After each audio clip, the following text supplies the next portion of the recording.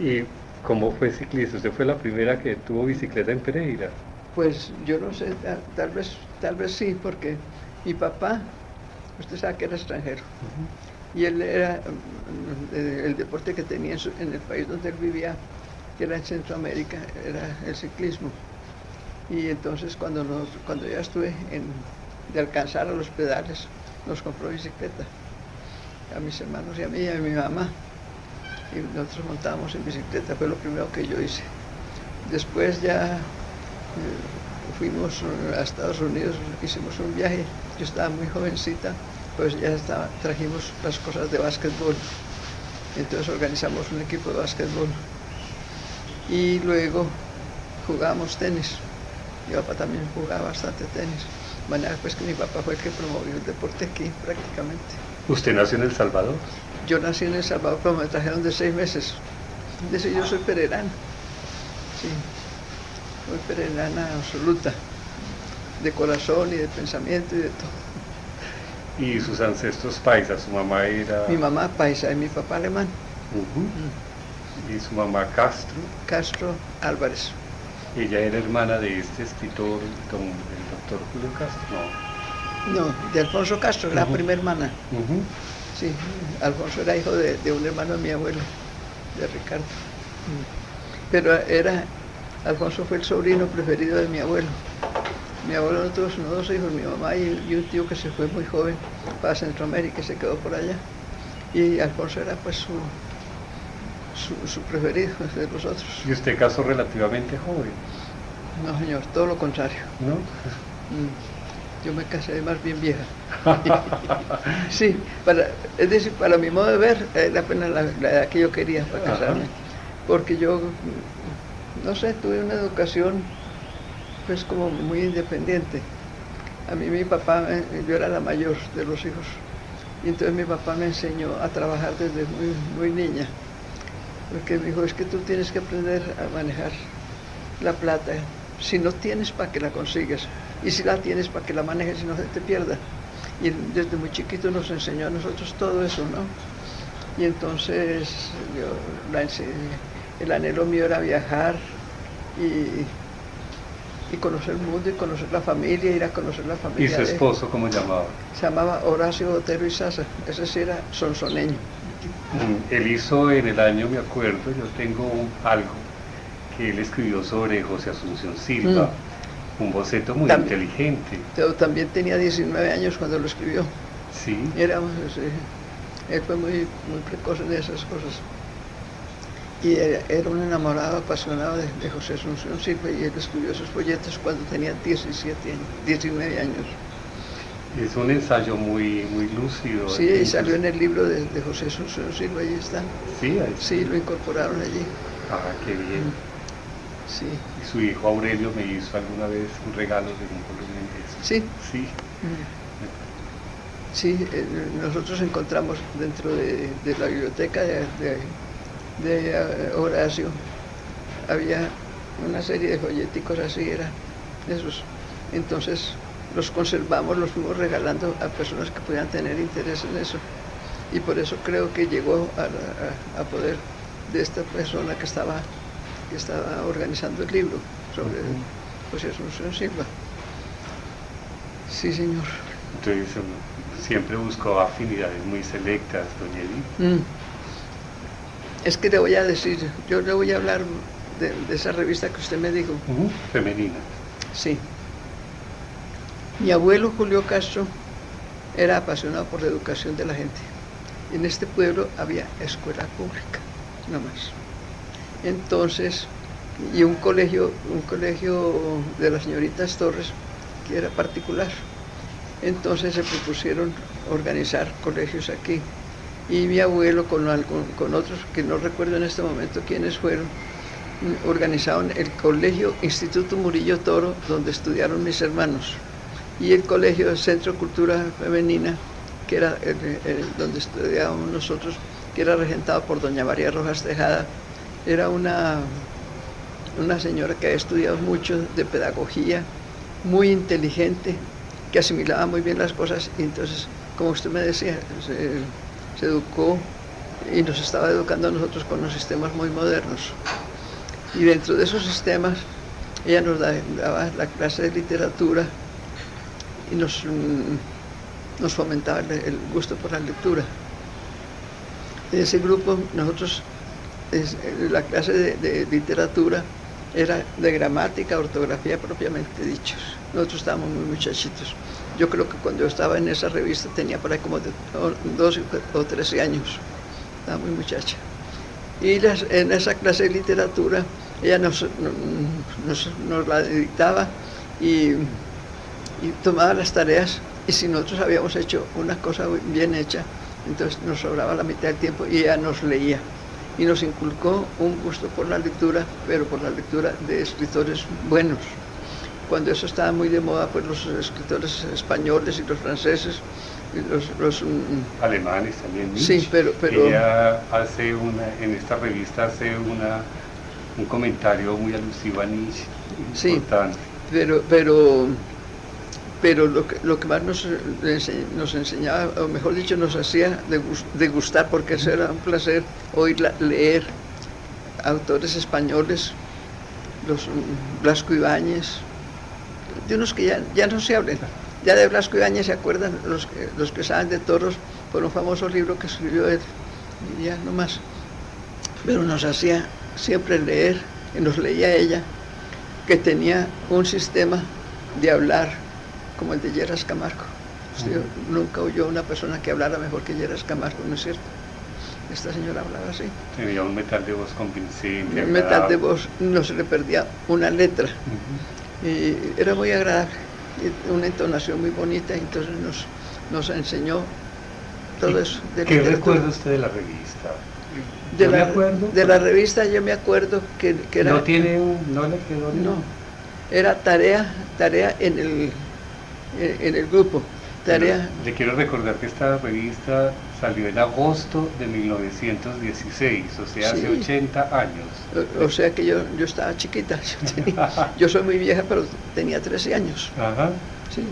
Sí. Además tenía un epígrafe maravilloso esta revista, un epígrafe muy... Yo me acuerdo de la revista, pero y seguramente guardé mucho tiempo de esa revista, pero ya no conservo de eso. Sí, el epígrafe que decía, si quieres aprender, enseña. Era una de las... Doña María era una persona sumamente inteligente y muy atractiva en su conversación. Muy liberal. Sí, era muy avanzada. Era muy avanzada y tuvo sus problemas por eso algunas veces, pero ella salió adelante con nosotros. Tuvo un colegio aquí varios años y todas las que fuimos discípulas de ella teníamos una concepción del estudio muy distinto de las otras. Ella no nos enseñaba a que memorizáramos. Lo único que nosotros memorizábamos era poesía o trozos de literatura o cosas de esas. Pero aprender de memoria para uno dar la lección, no. Ustedes tienen que entender lo que están diciendo. Y entonces nos enseñaba a qué. Y así nos dictaba la clase y nos explicaba. Y nosotros teníamos que sacar los apuntes de esa clase. Ese era el cuaderno de tareas. Sacar los apuntes de esa clase, lo que nosotros habíamos entendido. Entonces, de manera que fue al principio fue muy difícil, yo eso sí me acuerdo. Pero después nos sirvió mucho.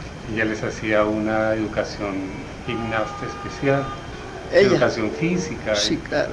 Que era como diferente, ¿no? Era diferente, ella era diferente en todo. Y yo es de los personajes inolvidables que tengo, la doña María. Nos hizo estudiar, nos hizo entender las cosas y que uno pudiera seguir después estudiando. Pero tenía una visión muy feminista, es decir, unos parámetros muy distintos a la mujer abnegada. Sí, no, ella era muy distinta. Ella era la mujer que tenía que aprender a valerse por sí sola. Ella nos educaba, hablándonos pues de que nosotros podíamos también llegar a pertenecer a otras esferas y no a las de las señoras de casa. Y nos enseñaba pues a que pensáramos, a que discutiéramos las cosas y todo eso.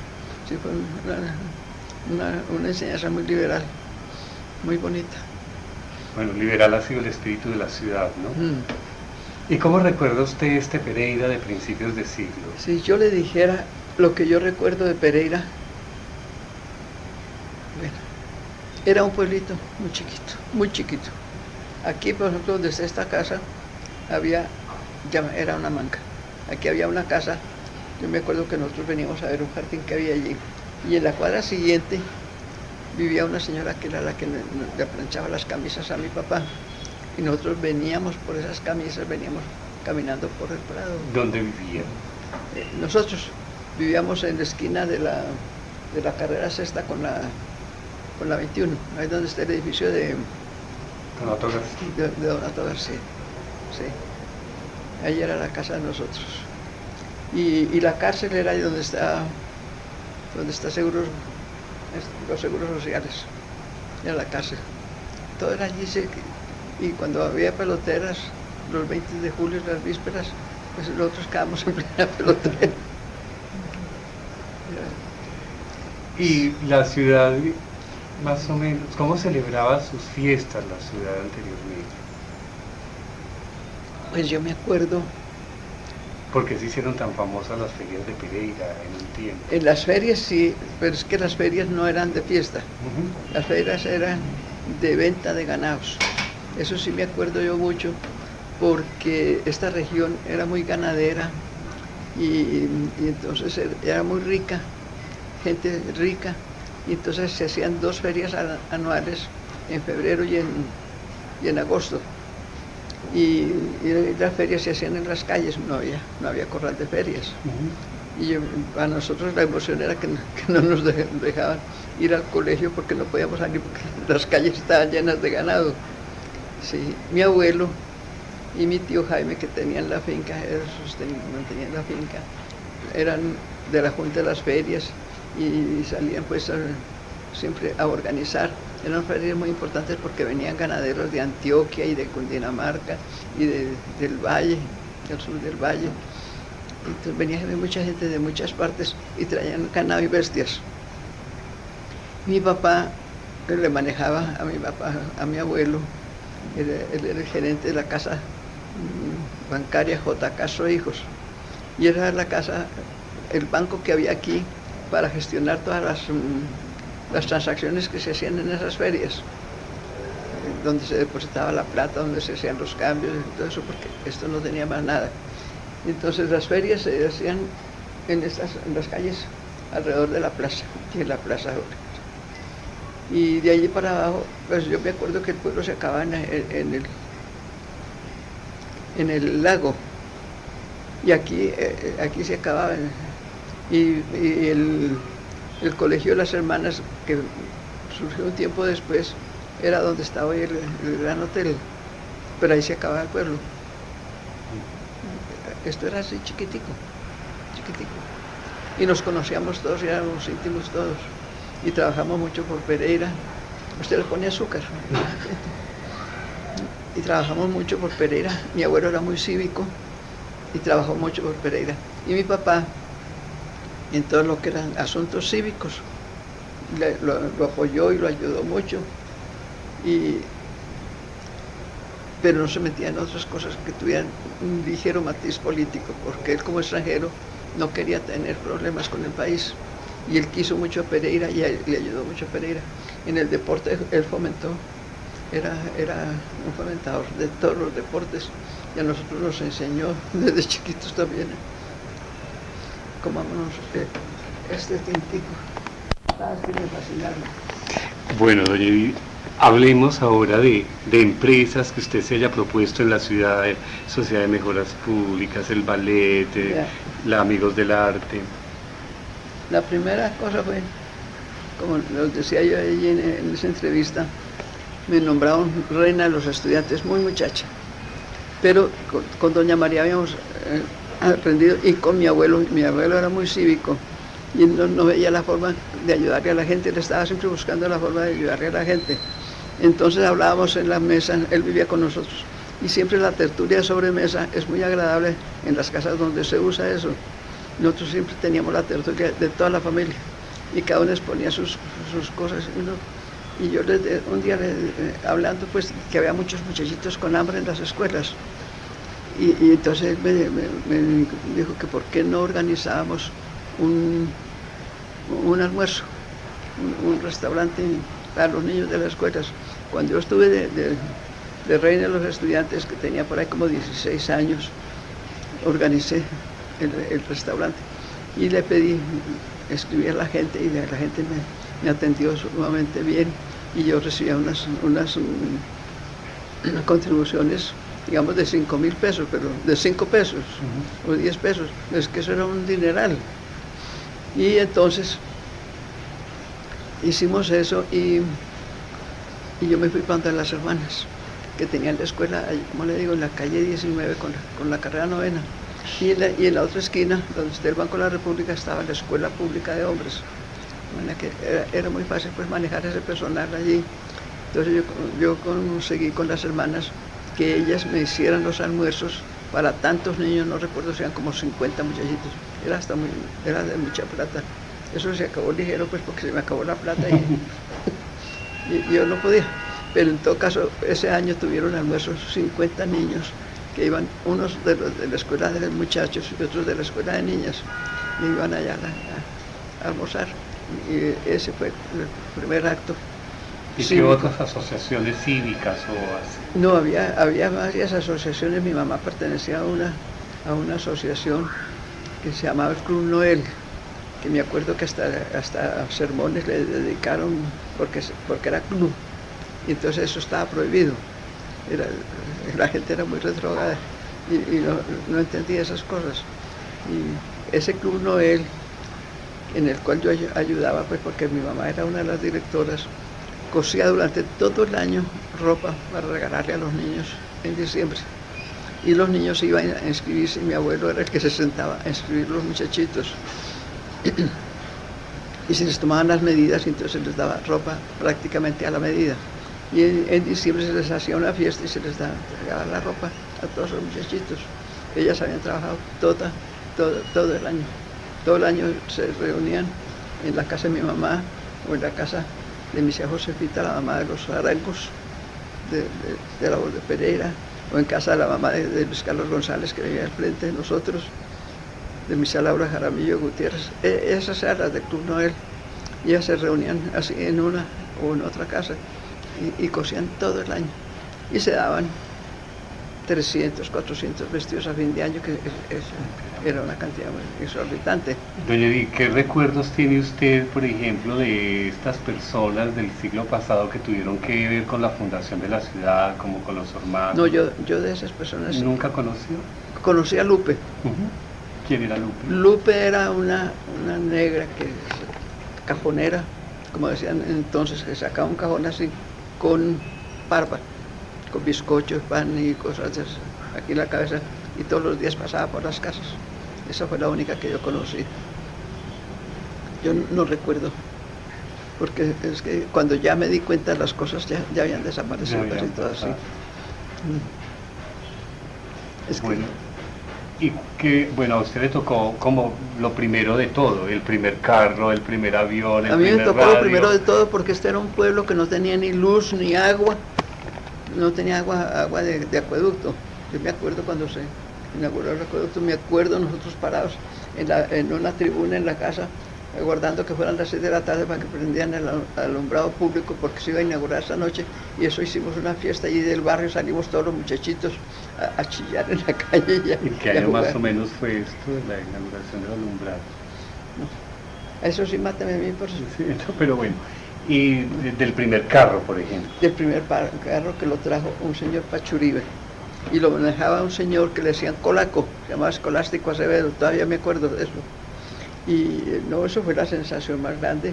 Y cuando ya estuvimos nosotros más grandes, señoritas, el gusto que nos dábamos el domingo era alquilar el carro de Colaco, juntarnos varias muchachas y irnos a dar la vuelta al bobo, que llamamos del lago al parque y del parque al lago, en el carro. Eso Y así. la primera vitrola o gramófono. Y mi papá la trajo. Mi papá trajo el primer gramófono, y entonces ahí se paraba la gente en la ventana a mirar. Yo me acuerdo, Merceditas González me decía, nosotros aprendimos a tomar té en tu casa. Nadie sabía el té ni nada de esas cosas. Mi mamá había vivido en Europa 4 años y ella sabía esas costumbres, y entonces eso entró aquí. Eso fue de esa época. No es por echarse uno cepillo ni nada, sino porque eso pasó en esa época, sí. Sí. Entonces este pueblo era muy rico, como lo estaba hablando yo de las ferias. Y entonces allí surgieron ya negocios muy grandes, porque se vendía también mucha bestia, porque como no había carreteras ni nada, entonces todo se hacía a lomo de mula o de caballo, pero en todo caso pues se necesitaban muchos animales. Y eso se movía mucho ese comercio, porque las mulas venían de no sé dónde, venían los señores de Medellín que traían también bestias, y el ganado se vendía para llevar para el valle, para traer del valle, en fin. Había muchas transacciones, y entonces eso se movía en la casa bancaria J. Castro Hijos. Entonces, cuando ya estuve más grande, ya me tocó trabajar allí. Mi papá me llevó a que aprendiera a trabajar en banco. ¿Usted sería de las primeras mujeres que trabajó en La Pereira? primera. Porque, y le voy a contar esta anécdota. El Banco de Bogotá compró el Banco de Pereira, y el Banco de Colombia compró el Banco de Ruiz, que a su vez había comprado la casa bancaria de mi papá Julio y el Banco de Pereira, que se había fundado, y que duró poquitos años. Yo ya estaba trabajando en el banco con mi papá, y vinieron unos señores de la Casa Central de Bogotá allí. A ellos les pareció muy raro cuando mi papá me presentó como su hija, y yo tenía por ahí unos 15 o 16 años. Presentó su hija, y don Enrique y su hija, ¿por qué está trabajando? Eso fue preguntar. Dijo, porque yo quiero que ella aprenda a manejar la plata, porque si la tiene, para que no la bote, y si no la tiene, para que se la ganen. Pero ella tiene que aprender a manejar esto. Y a todo el mundo le parecía sumamente raro, porque no trabajaban sino pues muchachas que estaban tal vez muy necesitadas, y de cierta clase, clase media económica, y las muchachas bien eso no podían trabajar, así se murieran de hambre. Eso era muy mal visto, trabajar. Mi papá me los enseñó, y yo trabajé con él, y me tocaron pues los primeros bancos que hubo aquí también. Es que de hecho llega uno, es que yo no fui fundadora de Pereira porque estaba muy chiquita, porque me trajeron de días, me trajeron de 6 meses. Ya llegué a Pereira, pero mi abuelo había tomado parte muy directa en todas las empresas que tenía Pereira. Me tocaban cosas muy lindas. Yo le voy a contar, pues, porque me lo contó, mi abuelo nos lo contó en la mesa, y yo me acuerdo de eso, que a mí me impactó extraordinariamente. Aquí no había luz, sino cuando la pusieron era una planta de esta familia de Manizales, yo no recuerdo Pinzón, el señor Pinzón tenía una plantica aquí en la bajada del río, y eso era todo lo que tenía Pereira. Pero el señor Pinzón se enfermó y se iba a ir para Estados Unidos, le iban a hacer una operación muy grave, y él quiso liquidar todos los negocios y quiso vender esa planta. Entonces llamó a unos señores, cómprenme esta planta, y esos señores eran los señores del consejo.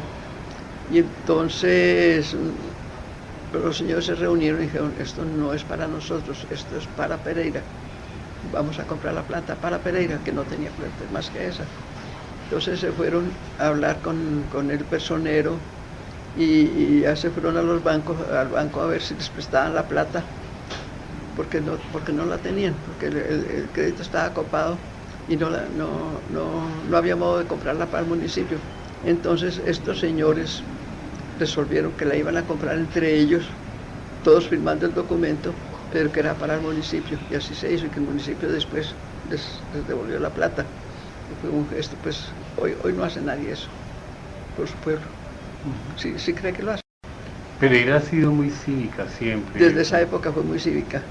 Y yo le digo una cosa, el civismo, pues era gente muy abierta, muy muy abierta, muy aceptaban a todo el que llegaba, en fin. Y por lo mismo todos se levantaban aquí como apoyándose los unos a los otros, y de allí vino ese civismo que fue una belleza.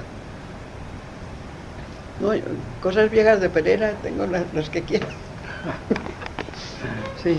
Recordar. Triste. Y cuéntame, bueno, se acordará también cuando llegó la primera locomotora. No, pues el fiestonón que hicimos, el baile que hicimos en la casa de don Roberto Marulanda, ahí en la plaza, que se hizo una fiesta muy grande, porque llegó la primera locomotora. Me tocó ser también testigo de la primera reunión. Ayer, por ejemplo, fui testigo de la Cámara de Comercio, cuando se fundó, que mi papá era miembro de la Cámara de Comercio.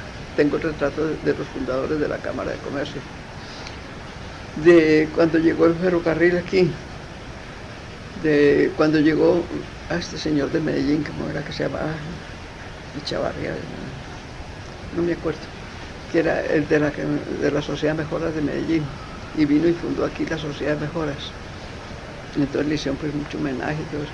Y se fundó con una cantidad de personas tan sumamente cívicas que es increíble. Entre ellas el comandante de eso era don Manuel Mejía Robledo. ¿Usted oyó hablar alguna vez de don Manuel Mejía?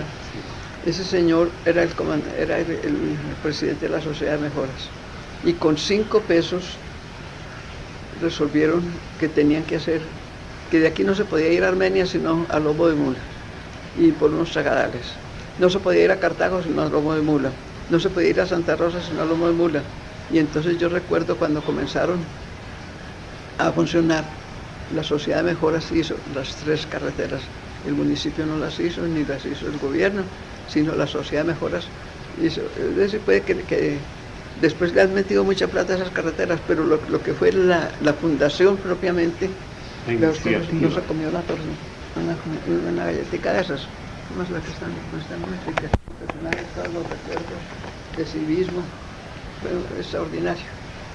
Y él comandando al grupo de señores de la Sociedad de Mejoras, se metió en unas empresas muy horribles, ¿verdad? Yo recuerdo que yo comenzaba a trabajar, tenía por ahí unos 16 o 17 años, comenzaba a trabajar en el banco, y don Manuel iba los sábados por la plata para irse a pagar los trabajadores, era todo de pico y pala. Y entonces no le alcanzaba nunca la plata. Y llegaba con el carro lleno de muchachas a buscar a las muchachas más bonitas de Pereira, llenaba el carro con muchachas y se iba. Y él decía, es que llego a pagar. Como no alcanza la plata, no les pago a todos, pero les quedo debiendo.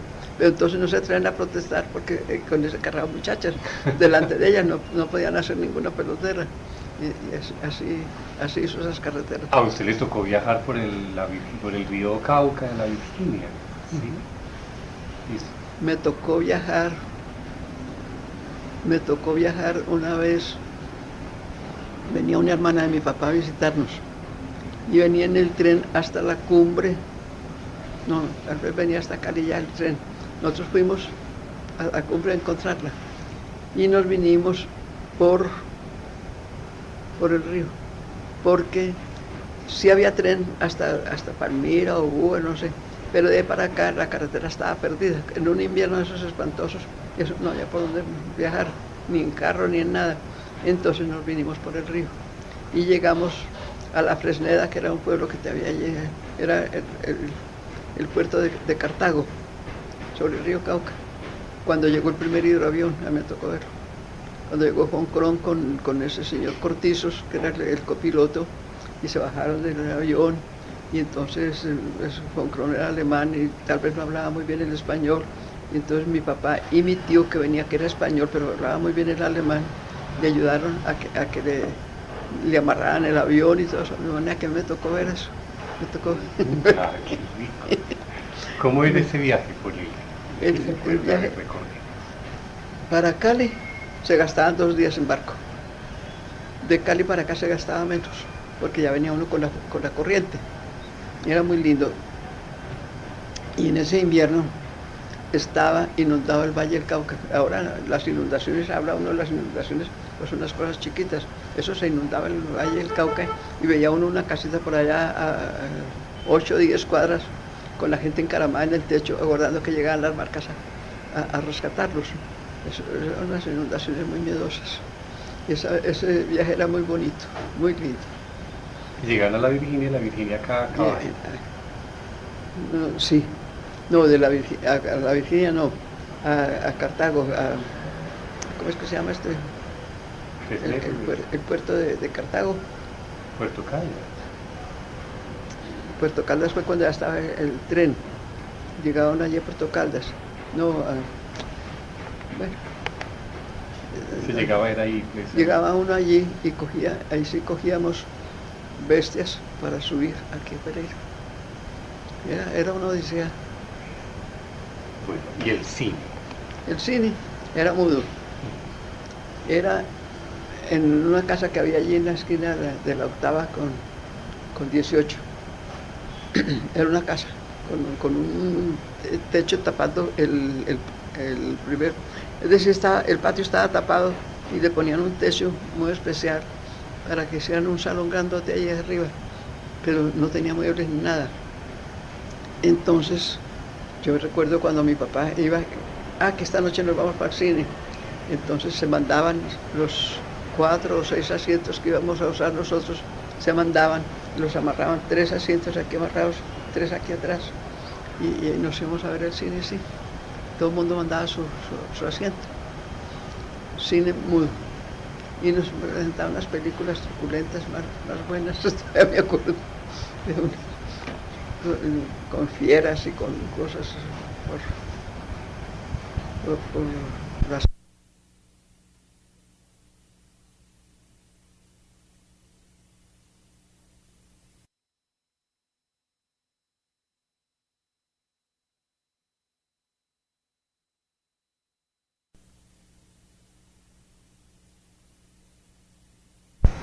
Usted sabe que la ópera Bracale vino a Pereira, por ahí en los años 20. Yo conocí ópera, porque mi papá eso sí no se perdió nada. Un alemán era muy músico.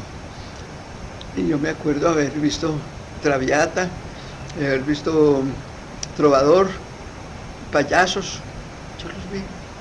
Y conocimos a un bajo muy famoso, no me acuerdo, en este momento se me olvida el nombre, pero conocimos artistas muy, muy importantes en el mundo del arte, que vinieron personajes aquí, cuando eso vino lo mejor que había en compañías de ópera. Vino también la compañía de drama y comedia de este señor de español. Jacinto Guerrero. Jacinto Guerrero. No. María Guerrero. Doña María Guerrero era casada con un noble español que también actuaba. Y a nosotros nos tocó ver a doña María Guerrero aquí actuando y el teatro lleno de gente. Y este era un pueblo así estaban. Pero eso venía gente de todas partes y nos tocaron espectáculos extraordinarios con María Guerrero y el señor Díaz de Mendoza. Yo me acuerdo el nombre. La ópera Bracale, una compañía de cosas de variedades, cubana, muy famosa, sumamente cara y muy rica y muy lindo el espectáculo y lleno siempre, absolutamente lleno. Pero era muy cultural, tenía un ambiente cultural muy extraordinario desde el principio. Más bien se ha deteriorado a pesar de que tenemos muchas actividades culturales. Después se juntó, ya más tarde, eso sí ya fue ya. ¿En qué momento, Yedid, usted ve que desaparece el pueblo y empieza esta ciudad? Eso más o menos, ¿en qué año empieza como este auge? Yo le digo que no hay mal que por bien no venga en los pueblos. Esa violencia que hubo en los años 40 o 50. Los años 40 y el 50, allí. Occidente se vino para Pereira.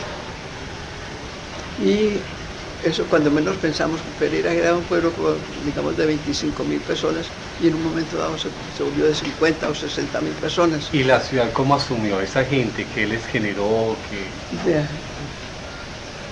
la ciudad resolvió, mostró su generosidad. Cuando eso se había hecho el hospital y pasaron el hospital al edificio nuevo, pero no habían derribado el otro, esa se organizó para recibir gente que venía al occidente y nosotros íbamos, todas las familias íbamos a llevarles auxilio y encontrábamos que en esta pieza vivía una familia de 8 o 10 personas y cocinaban en el patio central en una ollita que ponían sobre 3 piedras. Entonces uno les llevaba al mercado y en la pieza siguiente vivía otra familia tan grande como esa y eso se fue llenando. En el hospital hubo una aglomeración de gente muy grande. Pero la ciudad, ¿cómo hizo para generarle empleo a toda esta gente? Yo no sé. Pero sí fue a partir de ese momento. A partir de ese momento empezó. Años más tarde, la logia masónica nos llamó a un grupo de señoras que teníamos un centro cultural, que nos reuníamos y a hablar de cosas y traer. ¿Cómo se llamaba este centro cultural? Centro Cultural. Así Centro simplemente. Cultural de Pereira, sí. Eso, que ahora le cuento la historia del Centro Cultural, es muy linda. Eso nos juntábamos pues todas. Y fue cuando llegó La Rosa, cuando llegó Los Cadena, que comenzaron a llegar familias extranjeras y entonces resolvimos, en unión de Lila Galloway, que ya vivía aquí, la señora del doctor Galloway, que estaban aposentadas aquí, resolvimos hacer ese centro para atraerlas al círculo nuestro. Entonces nos juntábamos a hacer conferencias, a conversar, después a hacer cosas de acción social y eso. Y entonces la logia masónica, un día llegó un señor de la logia y nos dijo, nosotros tenemos una escuela que acabamos de hacer en la calle 26 con carrera primera, abajo del hospital. Tiene toda la dotación, pero no tenemos maestro y se la vamos a entregar a ustedes para que ustedes la manejen. Y nos entregaron esa escuela y la manejamos por un tiempo largo. Y cuando eso nos dimos cuenta de la llegada de esa cantidad de gente del occidente, porque allá les hicimos también un centro cultural y las reuníamos las señoras una vez a la semana. Allá en la escuelita les dábamos leche con Cáritas y no sé cuál otra que había, nos daban la leche y la Rosa nos daba de vez en cuando galletitas y cosas, y nosotros eso lo repartíamos allá a los niños de la escuela. Y chantajeamos los muchachitos, tenían que venir las mamás a un centro cultural que les organizó, ese sí fue organización mía, donde se les hablaba pues de cómo debían vivir, cómo se debían manejar, cómo debían manejar lo que tenían los hijos, todo eso. Y allí conocíamos una cantidad de gente exilada del occidente que llegaban zarrapastrosos y todo eso. Y allí les enseñamos que el río tenía mucha agua y que el hecho de ser pobre no quería decir que uno fuera sucio. Y se les enseñó todo, y se les enseñaron muchas cosas muy bonitas. Y entonces les llevamos a los conferencistas que pasaban por Pereira, todos dieron la conferencia en la alta sociedad y yo los llevé allá a San Juan, a la escuela San Juan. Tomamos parte en el convite de Matecaña para el aeropuerto, tomamos parte en muchas cosas, ellas conmigo, ellas hicieron su puesto y todo, pues, es decir, les enseñamos cívica. Y entonces eso progresó mucho y la escuela duró varios años, nosotros tuvimos esa obra varios años, hasta que nos la robaron. Estábamos haciéndole unas reparaciones en las vacaciones de medio año, estábamos haciendo unas reparaciones y entonces desocupamos la escuela. Los cuidanderos ya no tenían dónde quedarse, entonces se quedó. Cuando un sábado, recuerdo que nos llamaron, Gabriela Uribe de Cala era el alma de esa escuela también, nos llamaron que en la escuela se estaba saliendo el agua, que había un chorro de agua espantoso, y fuimos a ver, se han robado los lavamanos, los inodoros, el lavaplatos de la cocina, se robaron todos los implementos. Y dije, pues si no son capaces de cuidar lo que nosotros les hemos dado, los hemos regalado, entonces se acabó la escuela y no volvimos. Era una escuela muy linda, les hacíamos la primera comunión a los niños, generalmente era en julio, y entonces la primera comunión era, porque era una escuela de alfabetización, entonces eran niños, pues se puede decir todos de primer año, siempre comunicaban más o menos 50 niños, y a los cuales les regalábamos desde los zapatos hasta el vestido y el manto, todo, y les hacíamos una fiesta muy bonita, y los preparábamos. De manera que... Bueno, doña, usted me ha hablado ahora, cuénteme usted sobre la masonería en Pereira. Pues, ¿qué le podría contar? Yo supe muy poquito relativamente de la masonería, a pesar de que mi familia era masona. Mi abuelo no, mi tío Jaime, era masón. Pero cuando eso ser masón era un pecado. Pero, no sé, los masones, ellos se reunían y siempre les echaban de pronto sus pipos fuertes en el púlpito, pero no más. Porque al mismo tiempo que los masones, pues eran masones proscritos por la iglesia, pero eran los que más ayudaban a la iglesia. Todo el mundo decía, no, van a recoger una plata para la iglesia, y las cuotas más grandes son las de los masones, todo el mundo ayuda. Y en la misa, ya se están oyendo misas y están dando la limosna. Entonces, de manera que eso, ¿no? Hasta que el padre... Aquí hubo una tolerancia. Es por eso, porque los masones ayudaban mucho. Hubo una tolerancia. Ya después mis hermanos han sido masones, los dos mayores, Carlos y Federico. Y ya mi cuñado José Carlos también fue, y mi sobrino El Quindreus también es masón. En la casa, no, uno sabe, son masones y no más. Ellos hacen sus cosas. La masonería en realidad, verdad, hace unas cosas muy lindas, porque es de protección mutua entre ellos y para hacer muchas cosas también por la ciudad y todo. Claro que pueden tener sus movimientos políticos, pero yo no sé. ¿Y usted nunca le provocó a hacer una logia femenina? Es que no ha existido logia femenina. A las mujeres, a mí sí, porque yo era muy rebelde.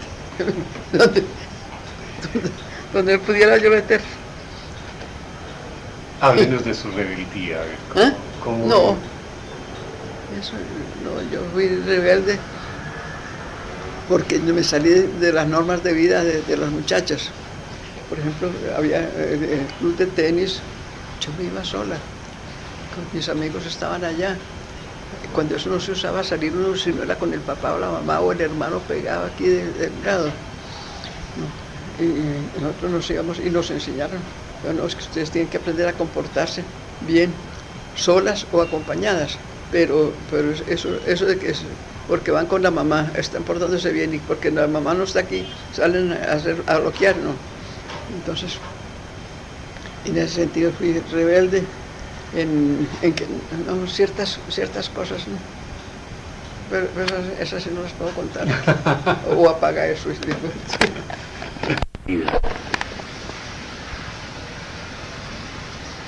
Pues no, yo no he tenido filosofía. Tratar de ayudar a la gente, aprovechar todo lo bueno que tiene la vida y sufrir, que me ha tocado sufrir bastante. Pero hay muchas cosas muy lindas de la vida que las tengo que aprovechar y gozarlas. Eso ha sido lo que eso lo viene propiamente dicho. Hambre, hambre y hambre, no más. Con eso queda dicho todo.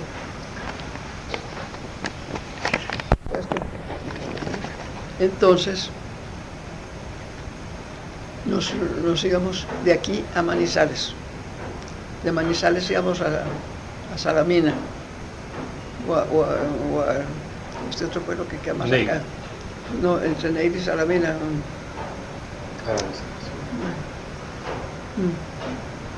Una vez que yo hice ese viaje 2 veces por allí.